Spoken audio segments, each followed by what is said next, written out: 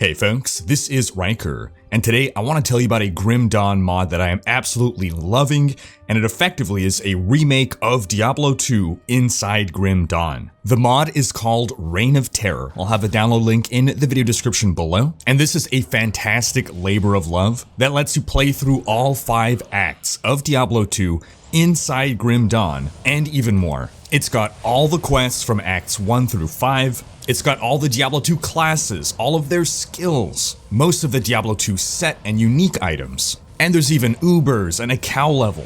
Now I should say up front that in order to play this mod for Grim Dawn, you do have to own Grim Dawn plus all of its expansions, but the game does go on discount very often, and it's one of the great ARPGs of our generation. I've got a full video talking about Grim Dawn in case you want to know more, and you can check that out after this video.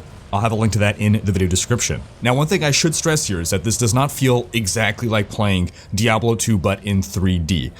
It feels very much like what it is, Diablo 2 meets Grim Dawn. It's basically what if Diablo 2 were made in Grim Dawn's engine. So while this does include a lot of Diablo 2's game systems, it is still built on Grim Dawn. You're still going to get Grim Dawn items dropping, you're going to have the Grim Dawn class system, but all of this actually serves to enhance the experience and create something very unique that I think could be appreciated by Grim Dawn fans and Diablo 2 fans alike. The core gameplay itself feels very much like Diablo 2 remade in 3D. I'm still getting to do my Baal runs, my Mephisto runs. All the familiar quests are there, maybe slight changes are made, but overall, it all feels like playing the old Diablo 2 campaign, and even doing the Magic Find runs at the end game. But we've got some Grim Dawn systems that are underpinning everything, and it all starts with the class system, which I actually really love experiencing the Diablo 2 classes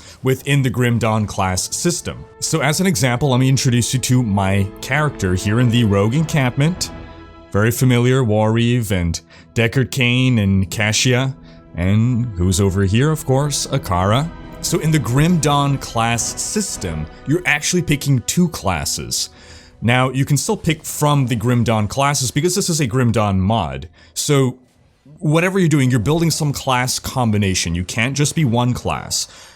I know that that's gonna feel like a deal breaker for some people, but really, this is super cool because you're able to combine 2 Diablo 2 classes. For instance, I made a Paladin Sorceress, and the synergy that you can get is just amazing. But of course, you can also combine Diablo 2 classes with base Grim Dawn classes.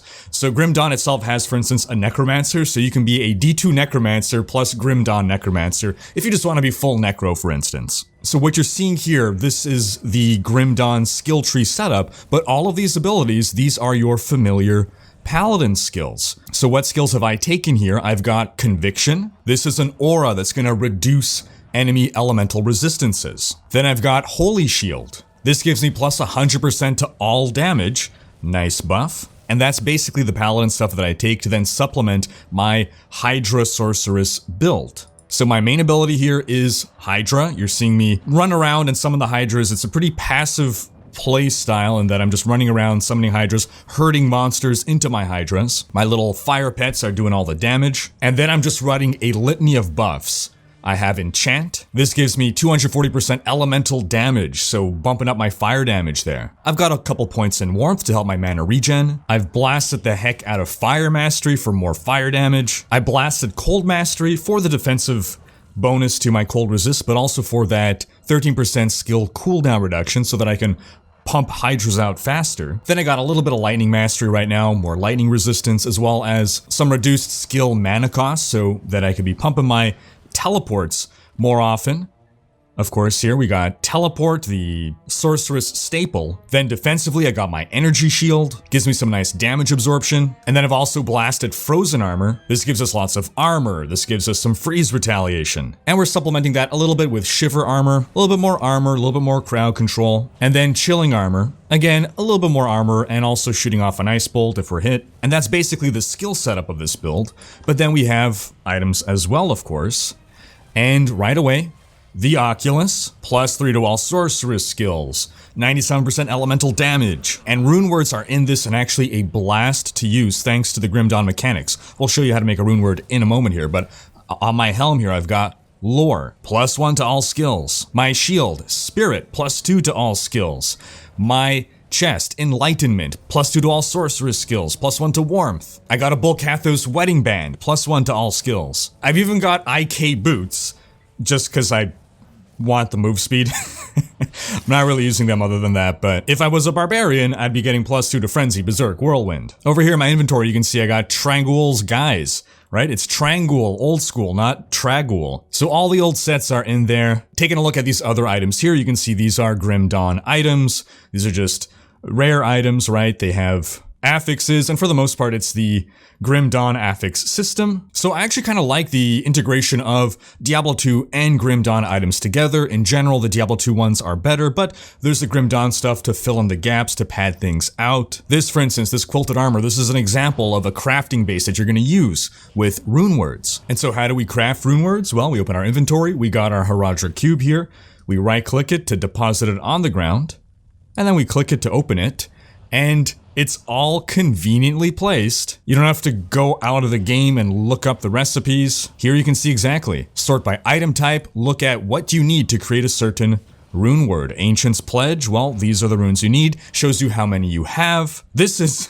in my opinion, a straight improvement on Diablo 2's system. It's still the same rune word system, but it's just presented in a much more streamlined way. This is a huge quality of life improvement on the D2 rune word system. So you can go through, you can look Breath of the Dying Bow, it's all in there. And so for me, I was never a really good Diablo 2 player, I was pretty much a scrub, but having the rune words in there visible to you as you're leveling up, this made me use vastly more rune words than I've ever used before. When I was like a 12-year-old playing Diablo 2, I knew rune words existed, but I didn't know exactly where to find the combinations, what items to use, this and that. It all felt like, oh, this is for like pro gamers. This makes rune words so accessible, while still, like, you still have to work for it. You still gotta find the bases, you still gotta find the runes.